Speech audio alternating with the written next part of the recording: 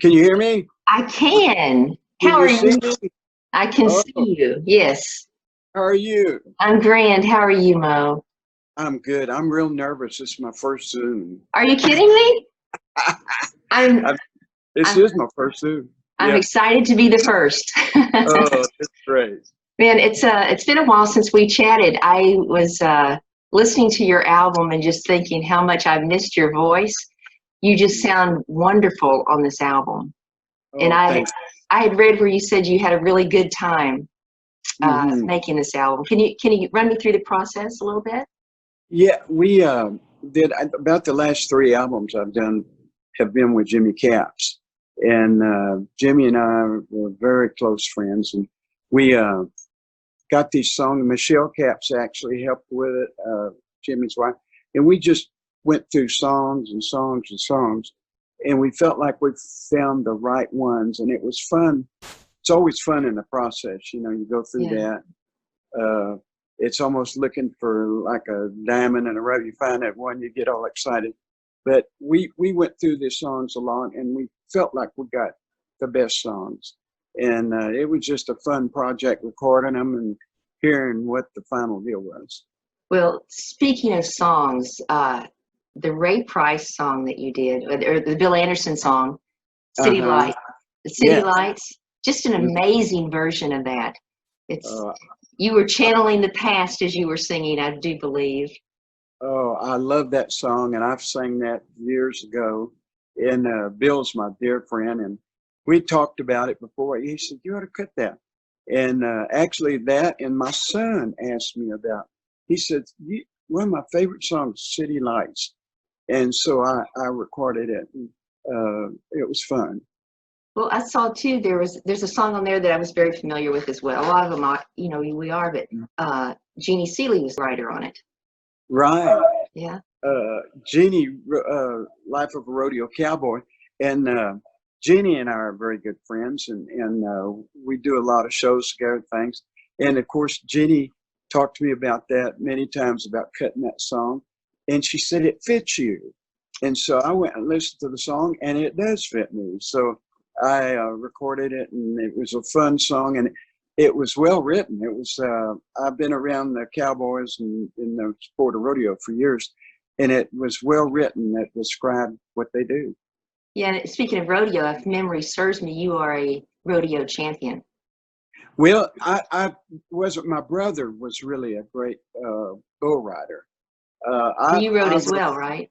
I rode some. I had to, but I did ride bulls and bareback broncs. But my brother Mike went to the finals 7 times and had a great career. He was a big star on the rodeo circuit. It's funny because rodeo's something I didn't grow up with because I grew up in Kentucky.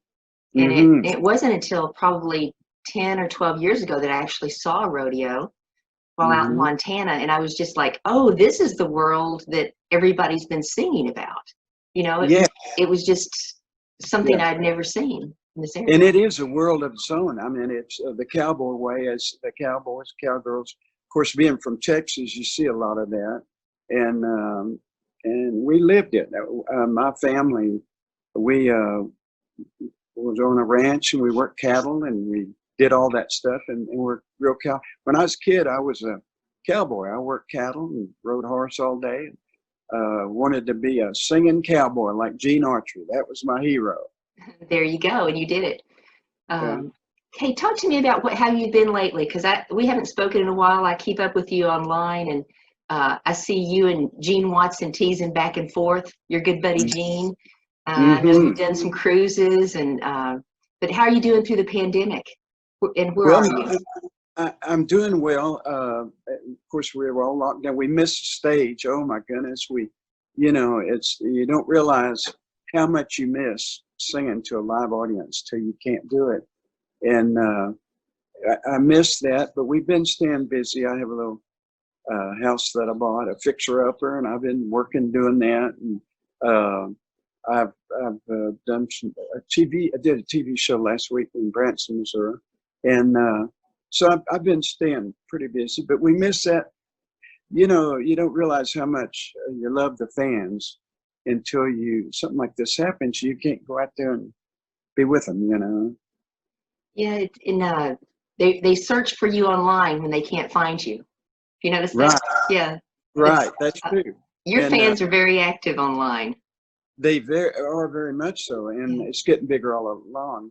And that's, thank goodness we have that, you know, Yeah. where we can talk to them and visit with them. But it's been great. The people over the years, it's fine. We've kind of aged together, you know, kind of aged together over the years, and they brought their kids and their grandkids in. So it's really neat. That's what's happened there. Well, I had, speaking of one of your fans and longtime friends, I had spoken to Joe Stanley last week, and Mhm. it reminded me, he told me that you guys were planning on at one time this year to do a reunion tour, and it reminded me of this photo. I'm going to pull this up and let you see it. Oh my Um, goodness. Yeah, that, yeah. I don't know if you remember that. That was XM Radio. We probably Yes. 2002 or 3. That's where that was. Okay, Yeah. great. And Yeah, that's been a few years back. yeah, sure has. That's And great. but it That's great. reminded me of the fact that, you know, you guys were going on the road then, I think, and doing Mhm. a tour, and that's something the fans are going to miss this year. But are you looking at maybe doing that after everything is over? We hope so. We want to just continue like we were doing some shows, and we have fun. Joe and I are good buddies, and we have a Yeah. good time. And when you said you talked to Joe, Joe didn't Zoom you, I bet. He did not. You know what? He accidentally called me. Oh, did he really? My phone rang, and I picked it up, and I said, "Hey, Joe Stanley," and he said, "Who is this?" Oh, that's funny. So it was an accident. I was going to say, if Joe Zoomed, I want to see that. Yeah. We should have zoomed him in on this one. That would have We been should funny. have. Yeah. Next Yeah. time. Yeah. This Um, is so great to do this. I mean, to do these interviews like this, it's great. yeah, and you know, we don't have to get in the car and drive, beat That's right. Nashville traffic or anything like that. It's good for a lazy person, isn't it? Like me. Yeah, I've become lazy too. You know, Oh, it's like, yeah, I know that's something that's happening. I try to stay busy every day doing something, you know, just make sure I stay busy. But yeah. the old sofa sure feels good sometimes. Oh, it does, and it's not far away. I know. I Well, I will know. say this, the thing with technology, and I love technology and learning new technology, but this has kind of forced me into a world that I knew was there, but really Mhm. didn't need so much. And Right. now I'm really enjoying it. And I think a lot of the world is doing the same thing, you know, like you Mhm. today, you know, you'll be doing Right. a lot more of these. Right. Exactly. And it's That's. become necessary for an artist in Mhm. promoting new albums and telling us what you were doing, you know. It's just right. We I'm very proud of the album, and I like to say we had a great time doing it. And I've had about 60 something albums, and I got to checking around, and I've got albums I forgot about, you know. But I like to keep current, and I like to do. There's nothing better than finding a good song. That's just a great thing. Well, you have spent a career finding good songs, and I was thinking about as I was turning on Zoom about your career. You've had over 50 Billboard charting hits, and I've Hmm. lost track of them after 50. I just know that they're well over 50. And Right. then you had also this, you and Joe Stanley together with the Moe and Joe thing. And you had Hmm. Joe sitting over there with, you know, about as many hits too. And together, the two of you have had over 100 hits because Yeah. you had several hits together. CMA Duo of the Year. I think that was in 80 or 81, somewhere around that time. 80. Yeah. Hmm. But you've always been good at finding great songs. And, Hmm. you know, even like for this album, I wonder how many songs you listen to just to A, get to these a lot. tracks. And I didn't on this one. I wrote some, but I didn't write any on this one actually. But I'm starting to write again. That's one thing about the pandemic here is I'm starting to write again, and I'm gonna record another album where I've written some too. That's fantastic. You know, a lot of people are writing on Zoom these days. So Yeah, Yeah, isn't that interesting? Yeah. You call and you're there, see each other, and you write a song. That is very interesting. Yeah, it is. And playing music together, you know. There's some great stuff on Zoom.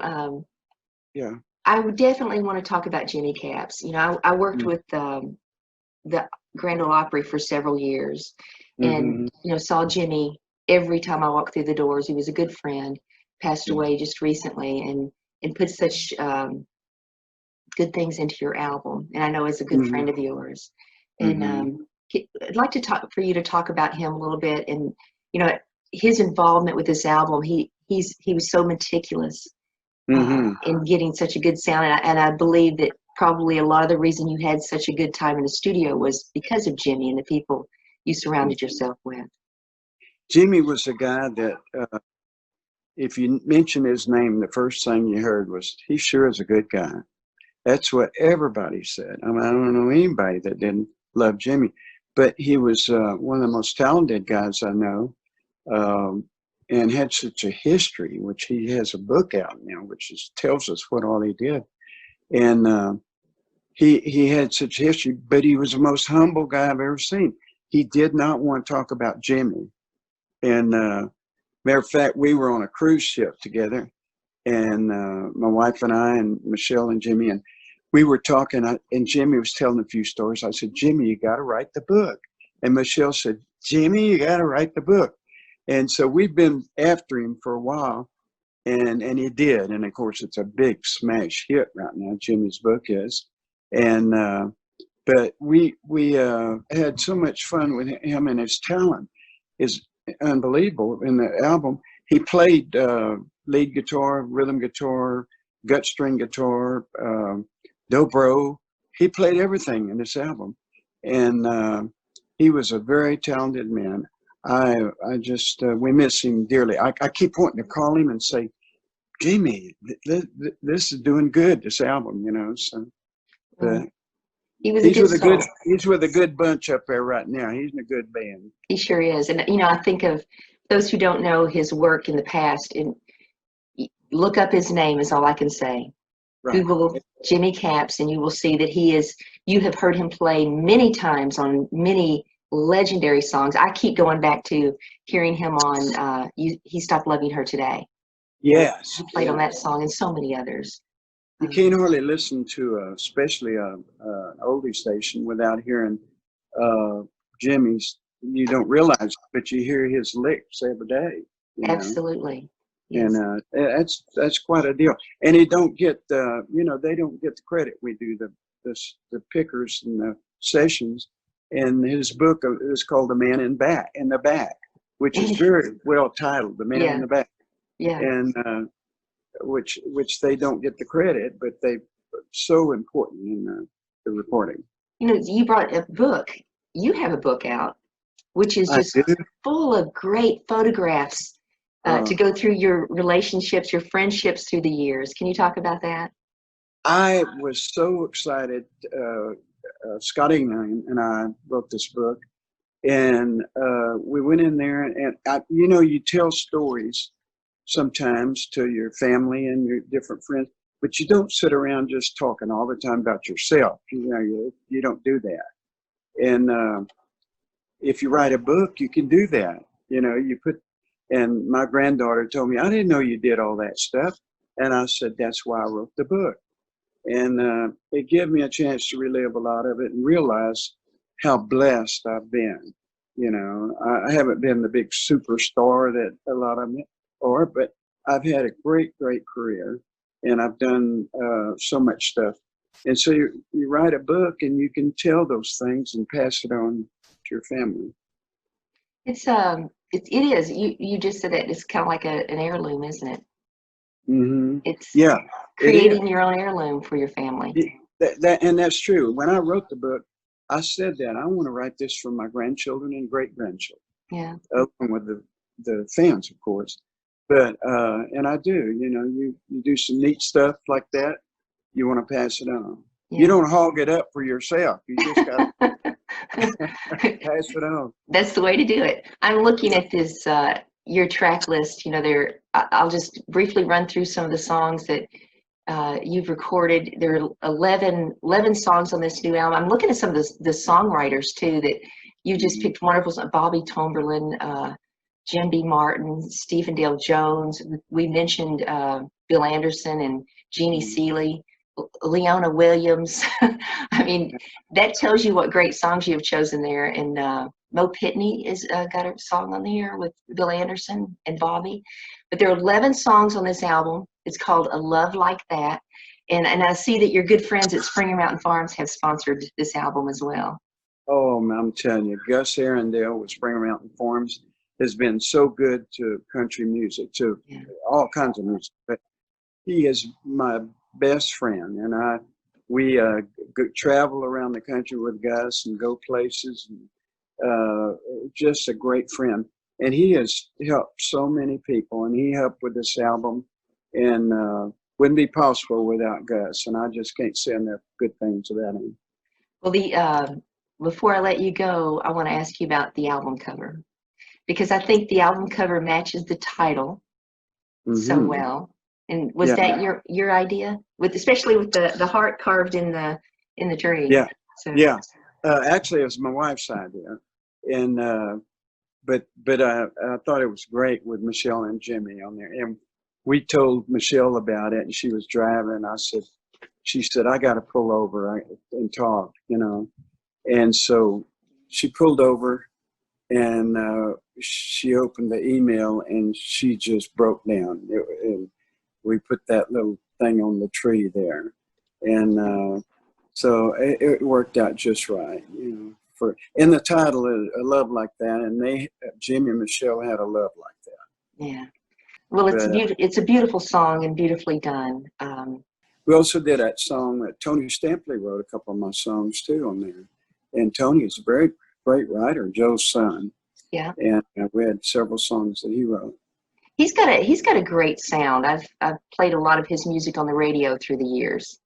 Really good singer. Yes. Yeah, he really is. Kind of got a Hank Jr. kind of sound going, these guys that like Tony and several of Whitey Schaefer was the same way. They sing so good, and they'll send you a demo, and you can't out sing what they're singing. I cut so many of Whitey Schaefer songs, and what a great singer he was. Yeah. You think, how am I going to top that? What is it, Mo? When you go do a show, what is the song that you absolutely cannot leave stage without singing? Well, Bandy the Rodeo Clown is I get more requests for that than a lot of them, but the big one is Till I'm Too Old to Die Young.